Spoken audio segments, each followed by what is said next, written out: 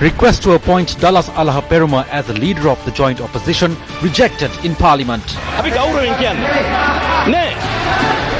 President commends the official who revealed details of the bond scam at the Presidential Commission of Inquiry. The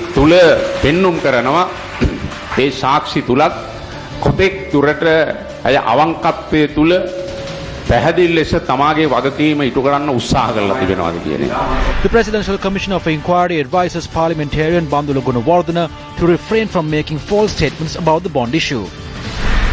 Sri Lanka and India agreed to release fishermen who have been arrested by the two countries. Good evening and welcome. You're with News First, your #1 news provider. I am Shamir Rasooli. I'm Sonali Wanigabadake. Here's a look at your news in detail.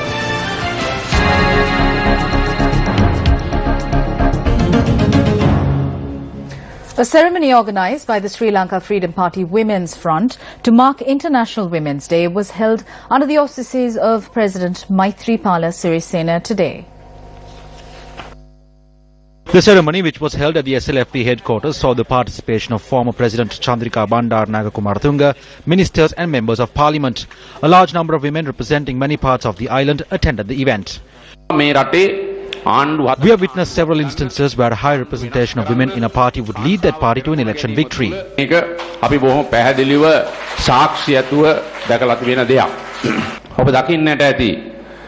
We all saw how a former lady director came up to the Presidential Commission that was appointed to look into the central bank bond scam and gave very accurate and very important evidence. It shows how much she tried to fulfill her responsibilities and how honest she was. She told before the Commission that she was helpless when she had certain forces suppressing her.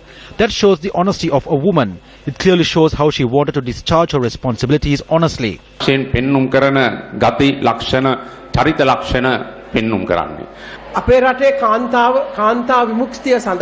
We have performed a huge task in achieving freedom for women. But we have a lot more to do.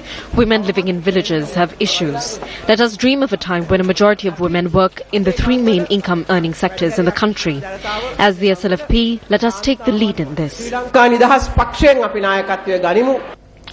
The Presidential Commission of Inquiry to investigate and inquire into the issuance of treasury bonds today warned parliamentarian Bandula Gunawardena to refrain from making false statements to the media. News First Zulfiq Farzan reports on the proceedings at the Commission. Parliamentarian Bandula Gunawardena was issued notice to appear before the Presidential Commission of Inquiry to investigate and inquire into the issuance of treasury bonds today with regard to a statement he made to the media. In the said statement, he had mentioned that he had sent a report to the Commission on the controversial treasury bond issuance. While recording evidence, it was revealed that a report had not been sent to the Commission at the time the statement was made, and that a said report was only received by the Commission this morning. The Presidential Commission thereby informed the parliamentarian to refrain from making wrong statements to the media. In response to the questions raised by Additional Solicitor General, President's Counsel Dapula de Oliveira, MP Gunawardena raised 4 points before the Commission. He requested for the Commission to probe the matter of the Bank of Ceylon while being a primary dealer placing bids on behalf of perpetual treasuries, which is yet another primary dealer. He also requested for a probe on the loss suffered by the Employees Provident Fund as well as the links between EPF and perpetual treasuries. In addition, he also requested the Commission to look into the increase in interest rates as well as perpetual treasuries generating a profit of 12.89 billion rupees within a period of 21 months. Former Additional Superintendent of the Public Debt Department of the Central Bank of Sri Lanka, UL Muthugala, provided evidence before the Commission this afternoon. She said that following a treasury bond auction, a meeting takes place between the Central Bank of Sri Lanka and the primary dealers. She revealed before the Commission that following the impugned treasury bond auction, such a meeting was held and it was attended by the Finance Minister. She said that this was an unusual event and that in her experience, a Finance Minister had never attended such a meeting before. In addition, her evidence also proved that during the period of the impugned treasury bond auction, then Governor of the Central Bank Arjuna Mahendran had visited the Public Debt Department during and after the bond auction. During the recording of evidence of parliamentarian Bandula Gunawardena, the Presidential Commission appointed to inquire and investigate into the treasury bond issuance emphasized that 50% of the statements made to the media relating to the treasury bond issuance are not true. It also noted that due to these false statements being made, it has proven difficult for the Commission to function, as it causes obstructions to the functions of the Commission. The Commission also went on to note that it cannot allow these statements to harm the credibility of this Commission. From the Presidential Commission appointed to inquire and investigate into the treasury bond issuance, I'm Zulfikar Farzan for News First. A debate over the Malabar Private Medical College was held in Parliament during the adjournment debate today. Yesterday, police officers were brought to take MP Dinesh Gunawardena out of the parliament. They had their badges and stars removed. Why? Because they were afraid that those will harm the MP. You consider the security for MPs as security for babies. But what do you do to children? You fire tear gas, attack using water, shed blood, take them to hospitals and arrest them. That shows how much you worry about the children of this country. Honourable Speaker, we defeat the attempts made to restrict education to people of high class and money by destroying the free education system. As per the law, you don't need the approval of the BOI to register a private educational institute. It only requires the company registration. They have that, and they have the approval of the BOI too. It was said if the Medical Council does not agree, the Minister only had to gazette it in the Parliament.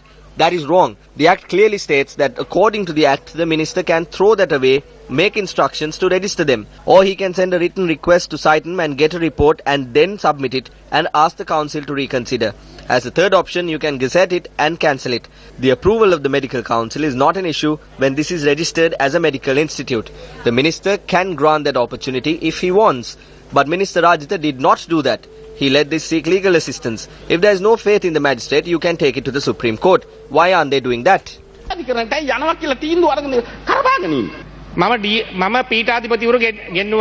held two discussions with deans. The deans agreed to make these children face the examinations conducted by the Medical Council. There is politics behind this. As the Minister of Higher Education, he needs to be neutral. He should not take anyone's side when providing a solution to this issue. We need to decide whether we are going to destroy the child or take him forward. A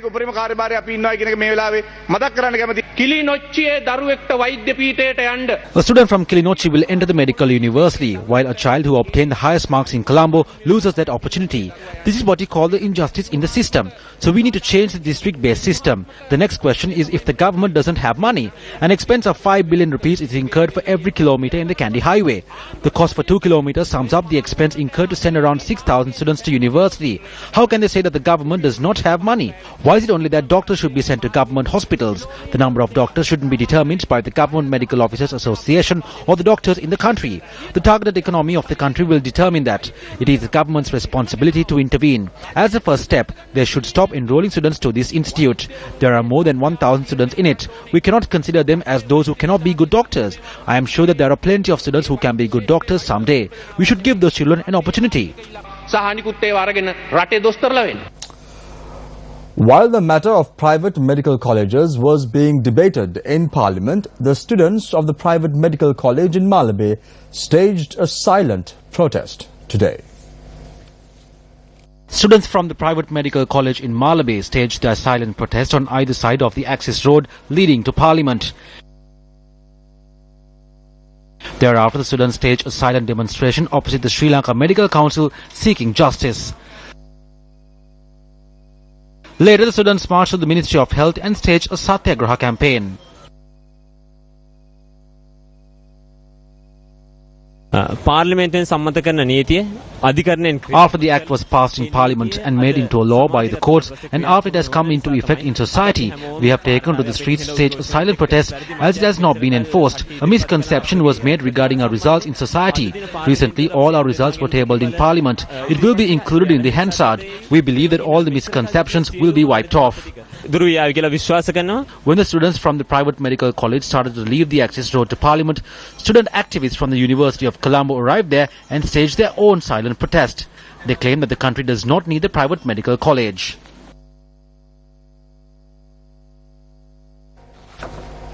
Second year, third year and fourth year students of the Colombo University Arts faculty have been barred from entering the university premises following a clash that broke out between two factions inside the university dorms in Boralla last night.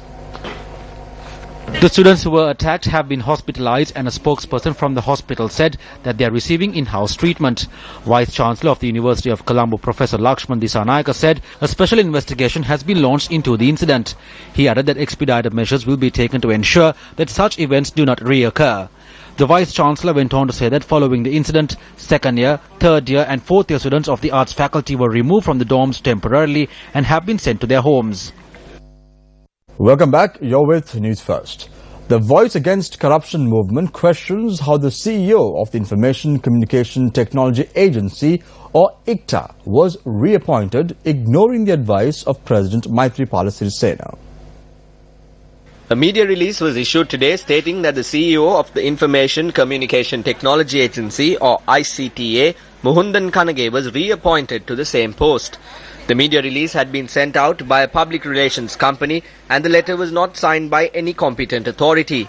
The release had quoted the Minister of Telecommunication and Digital Infrastructure, Harin Fernando, as saying that Kanage's appointment had been made in consultation with President Maithripala Sirisena and Prime Minister Ranil Wickremesinghe. However, on the 26th of January 2016, the President, in a letter to the Secretary to the Ministry of Telecommunication and Digital Infrastructure, had provided instructions that Muhundan Kanage be only appointed as a Director of ICTA. The Secretary of the Ministry of Telecommunication and Digital Infrastructure says that the Ministry has not been informed of the reappointment. The project to provide free Wi-Fi is no more. They have spent for the project. In addition, the President had sent a letter saying that the current CEO not be reappointed as a result of this controversy. His tenure has finished. He is trying to go on for a second term. The President said that this person should not be appointed as the CEO and to only appoint him as a director if there was a need. But Wickremesinghe, Ravi Karunanayaka and Harin Fernando did not listen to this. But what did they do? They said that they will do what they want. They reappointed the CEO of ICTA as the CEO and MD. ICT ආයතනයේ හිටපු ප්‍රධාන විධායක නිලධාරියා නැවත CEO සහ MD කරලා නැවත තනතුරු දුන්නා. The issue of the coal deal, which sparked a great debate in the recent past, was discussed during the Newsline program this morning. But the fact of the matter is for us that the whistleblower has been shot at or has been killed. Yeah. For us, I mean, I was there at the meeting when Dr. Batakoda summoned the company which he gave the contract to. Yes. Now, Dr. Batakoda is asking them, now if we don't award this tender to you, you will file a case against us, won't you? Yeah. And the answer is, oh, definitely yes, we will. So leading question. Leading question. That is the manner in which he handled the bidder. He was an eyewitness to that incident. Right. And he made that a base to make his cabinet paper to say that these people are going to sue the country and the country will have to pay compensation. The cabinet paper he submitted says that there will be international arbitration. There is nothing in the bid document to that effect. Right. Arbitration is in Sri Lanka. Exactly. So even at that point he misled the cabinet. Right. And which is who is the arbitrator in Sri Lanka who is going to give a decision against the Supreme Court judgment for us? In a renewed effort to strengthen bilateral ties between Sri Lanka and India, the Ministry of Fisheries announced that an agreement has been reached to release fishermen detained in both countries. As of date, 19 Sri Lankan fishermen are being detained in India and 10 of them were arrested by the Indian Coast Guard on Tuesday. The detained Sri Lanka fishermen were produced before the Elumbur court in Chennai this morning. The fishermen have been remanded until the 23rd and they are being held at the Pulal prison.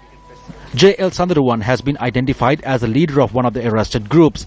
He is the father of one from Nalandapura in China Bay, Trincomalee. He made a phone call and informed us of what had happened. They were in Sri Lankan waters and there was no reason for them to be arrested.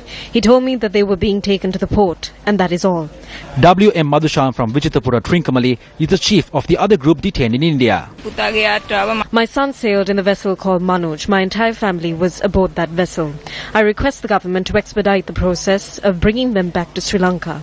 ලංකාවට නැවත ගෙනස් දෙන්න කියලා තමයි රජයෙන් ඉල්ලන්නේ. අපේ පවුල Our family survives on the income generated by my brother. Please bring back all the Sri Lankans and their boats. ගෙනත් දෙන්න.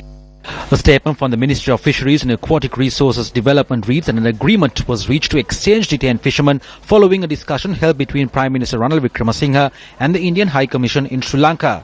Thereby, it has been agreed to release 85 Indian fishermen currently being held in Sri Lanka. Defence authorities have already commenced a probe into claims by Indian fishermen that South Indian fishermen were allegedly shot at by the Sri Lanka Navy. The Ministry of Defence is currently investigating the death of an Indian fisherman. The Ministry of Defence has also instructed the Sri Lanka Navy to probe the incident and submit a report. The Ministry of Defence had appointed a committee for this purpose. It is through this committee that these inquiries are taking place. Minister of Housing and Construction Sajith Premadasa convened a media briefing today to announce the awarding of a house to a mother of fallen war hero and marksman Nero. Corporal Varnakura Surya Ranjit Premasiri, also known as Nero, was the ultimate sniper in the history of the Sri Lankan army. He was killed in a terrorist attack. Today, Minister Sajith Premadasa announced that he had decided to build a house for the mother of Sri Lanka's elite sniper. The house will be constructed on land owned by the National Housing Development Authority in the Anamaduwa Gammudawa land area.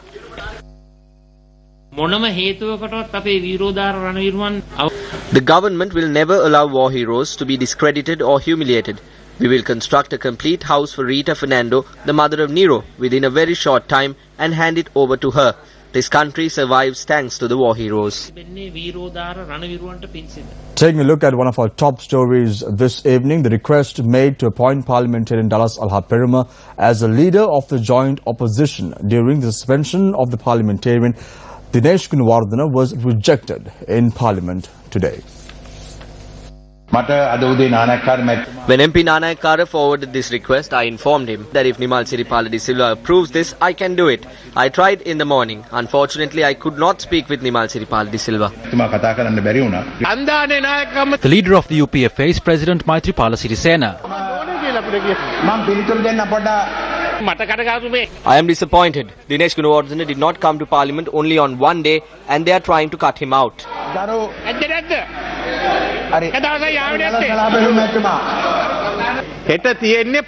Tomorrow it will be the personal request of MPs. Is this why you are trying to cut him out? The Prime Minister must not get excited about this. Do not panic. MP Dinesh Gunawardena, who was the leader of the joint opposition, has been sent out of the chambers. We suspect whether you knowingly or unknowingly conspired and removed the only bridge and the link the joint opposition had with the parliament.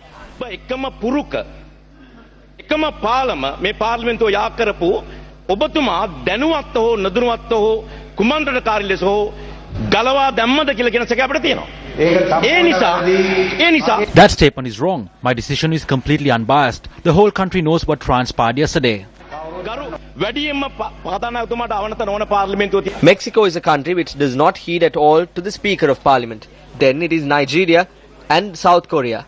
Do not include our country in that list as well. The decision is in your hands, Speaker.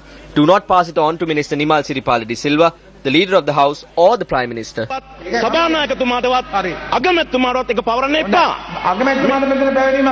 There is no handing over anything to the Prime Minister. I make the decision. We are not in agreement with the decision that you took yesterday. That may be. But we accept the right you have. You are the person who has the power. No, I have no such power. Say what you need to say fast.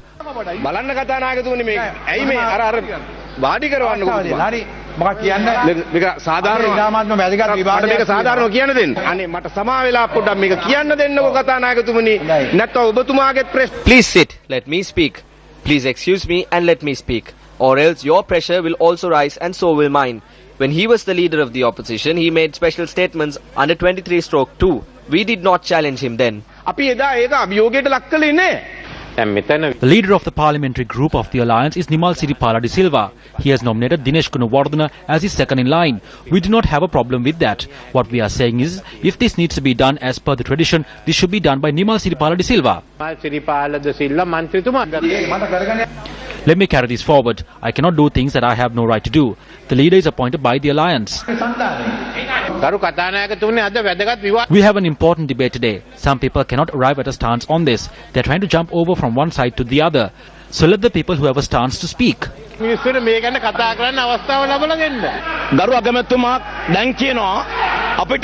Prime Minister is saying that the debate needs to be stopped. That is the reason why we are saying to understand the importance of this debate.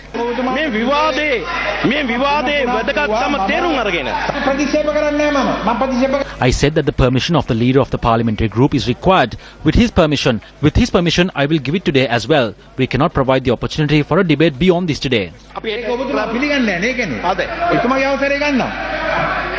මේ point එකෙන් අද පිළිගත් දෙන්න බෑ මට. මොකද්ද කියන්න ගරු අන්තිම වතාවට.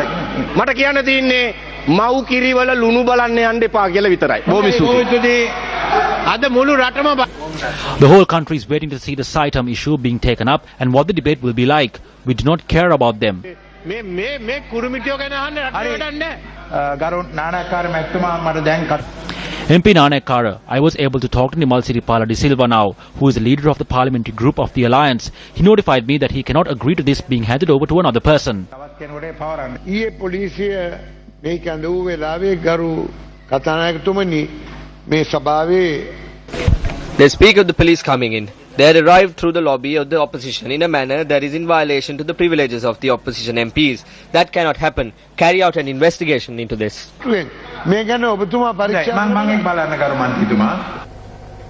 The joint opposition convened a media briefing at the car park located opposite Parliament.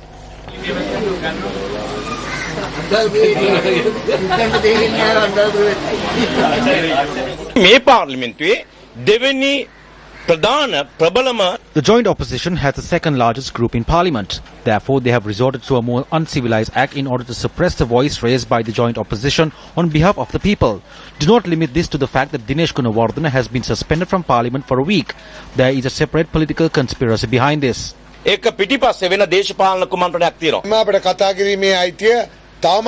We have the right to speech. We have been given 1/3 of the time given to a group of 6 persons and 16 persons. We have 52 members. That is a democracy in parliament. Under this situation, MP Dinesh Gunawardena has been suspended for a week. They have taken away the existence of a joint opposition for a period of 1 week. පාර්ලිමේන්තුවේ ප්‍රධානියා එම නැත්නම් මූලාසනයට ගරු නොකරමින් The situation which unfolded yesterday, where the members behaved in an indisciplined manner and used profane language to accuse and disgrace the head of parliament, shows to what level democracy in parliament has fallen to.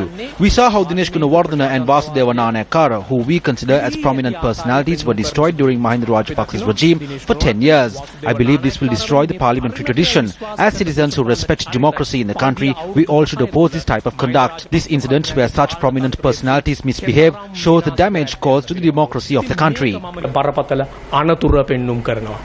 Now, speaking in Parliament yesterday, opposition leader R. Sambandhan commented on the issue of lands being occupied by military forces in the north. It is 8 years since the war came to an end. There can be no justification whatever for the non-return of these lands. These lands must be returned to their rightful owners. That is their fundamental right. That is their human right. You are violating their fundamental right and their human right in holding on to these lands. You are carrying on business on these lands. You are carrying on farming on these lands. You are living on these lands. Lands are being used for your leisure, while the people who own those lands are living in welfare centers or with host families. How can you justify this? Is it acceptable? It is certainly not acceptable, sir, and it must come to an end. There must be information, accurate information made available to the public in regard to the extent of land, the location of the land, and the plan must know release, and the plan must state when the land will be released. We can't wait for another further 2 years. The Sri Lanka government has publicly announced that they are going to make a request to the UN Human Rights Council that they be granted further time to implement the resolution adopted in 2015. Whether they will be given time or not, I don't know. But our people certainly can't wait. Our people can't languish in welfare centers and live with host families at their mercy. They must get back to their own lands. They must be able to reside on their lands. They must be able to rebuild their houses on their lands. And they must be able to carry on farming activity in their land. Within this government, we have released over 30,000 acres throughout this last 2 years.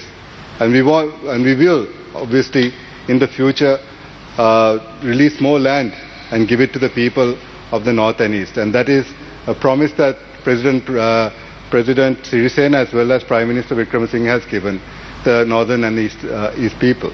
But things are not happening on the ground. We want them to happen, Honourable Minister. Kindly understand the plight of our people. How long can our people suffer? I totally understand, Honourable Member. I mean, we also have issues when we do release the land. There is also, we have to then think about deployment of the soldiers from that area. We have to look for other land. Then we have to construct the quarters for them to live in, and all these. So there are issues for us as well when we do release these lands. But it's not that we don't want to, and so these issues can be resolved. I mean, it will take a bit of time, I know, and I know the frustration the people in the north are feeling. I know the frustration that the people in the east are feeling, and we do want to settle this. As a, we are committed to the reconciliation process. But at the same time, we do not want to compromise on the national security of the land, as you said. And certain lands, I know we cannot compromise on because they could be state land or private land. But when it comes to national security, that land cannot be compromised. But we are willing to compensate on those lands. And that we have been straightforward. If it's private land, we will definitely compensate the people who owns that land. In other local news, Deputy Minister of Public Enterprise Development, Iran Wickremaratne, says that out of the companies that expressed interest to operate Sri Lankan Airlines, American investment company Texas Pacific Group, or TPG, has been selected for the restructuring of Sri Lankan Airlines. However, the Nidahas Sevaka Sanghamaya of the airline says that TPG is not qualified to be vested with the responsibility of operations of the national carrier. On the 26th of April 2016, the Cabinet decided to merge Sri Lankan Airlines with a private company. Among firms that put forward bids to invest in the national carrier Sri Lankan-linked Peace Air, Supergroup from Maldives and American-based TPG were shortlisted. There were 8 parties and it was brought down to 3. TPG is a private equity fund with decades of history. It has a history of investing in airlines and steering them in the right direction. In other words, would experienced companies come in search of us because they love us? No one comes like that. Through dialogue, we need to ensure that our portion is prepared properly and the profits will be generated. This is not a new company. In 1997, when the government of Chandrika Kumaratunga was called for bids, many placed their bids including TPG. If they were accepted back then, perhaps Sri Lankan Airlines would be connected with the global aviation network in a different way. We cannot expect to solve everything with one company. Sometimes several firms will have to be called in. They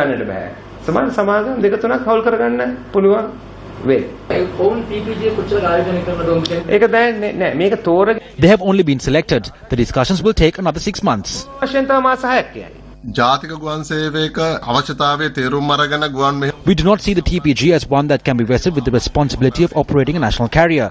We do not see it as an experienced firm in civil aviation. The restructuring process lacks transparency. There were many allegations that were made through the media. There is doubt that the TPG is going to invest through a firm that is linked with the Treasury bond scam. The International Transportation Service will be informed of this in London, and we hope that they will intervene in this. An event to mark International Women's Day was held in Colombo last evening. The event, which was organized by the Women's Forum Sri Lanka, was held under the auspices of Speaker Karu Jayasuriya. I always felt that the more ladies should come into politics. So in this context, last 10-15 years, I have been trying to induce and as much as possible bring ladies into the political scene. Unfortunately, I found that in many instances, ladies are reluctant. They don't want to come forward. And also I won't blame them. That is because the political culture in this country is such that there will be so much of character assassination and also with the type of politics that we witnessed in the past, with a lot of tensions, there were very few coming forward. But I think I'm very happy to say that the Honorable Prime Minister, the President, and all of us in the Parliament, we need more women participation. And that is why we are going into, in our constitution, we are trying to bring it mandatory for 25% of the females to first come to the local government election. That will be the first step. Then they come to provincial council and then the Parliament. I think if you look at the world representation, we are one of the lowest in the world. We have only 13 female members. It is very unfortunate. We always found that women representation is good for the country and good for the legislature. The workforce. The time to reduce VAT and provide benefits to the people is not far away. This statement was made by Minister Ravi Karunanayake in Baddegama today. The Foundation of Galle District MP Bandulalal Bandarigoda organised a women's handicraft exhibition to mark International Women's Day in Baddegama.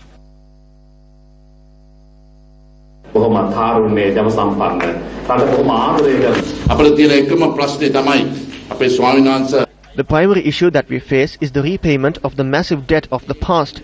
We cannot utilize the new loans to repay for the old loans. That is why they brand us as Batman and Batman. However, with what we have obtained, we increased the wages of the public sector by 10,000 rupees. 40% increase was given to the police. We were able to bring down the prices of kerosene, gas and other items because of the revenue that we have generated. I make this promise to you. Before long, we will remove those taxes and once again provide the benefits to the people. The era where the people reign supreme is not far away.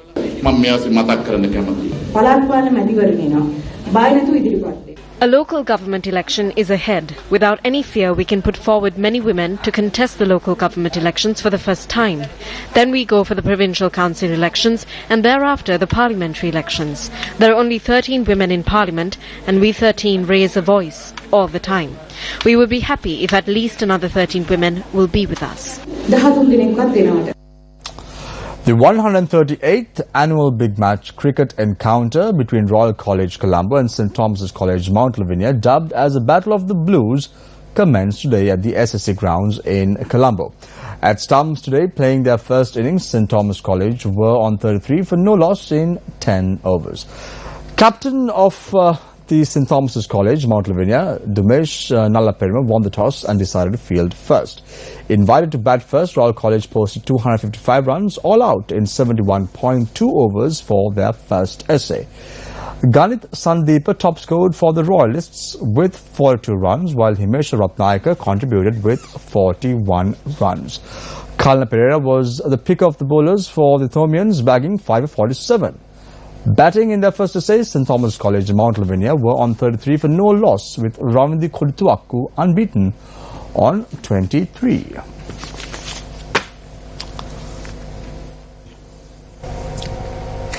And with that, we wrap up tonight's edition of Primetime News. I'm Sonali Vanikabadike. And I am Swami Rasuludin. Take care and good night.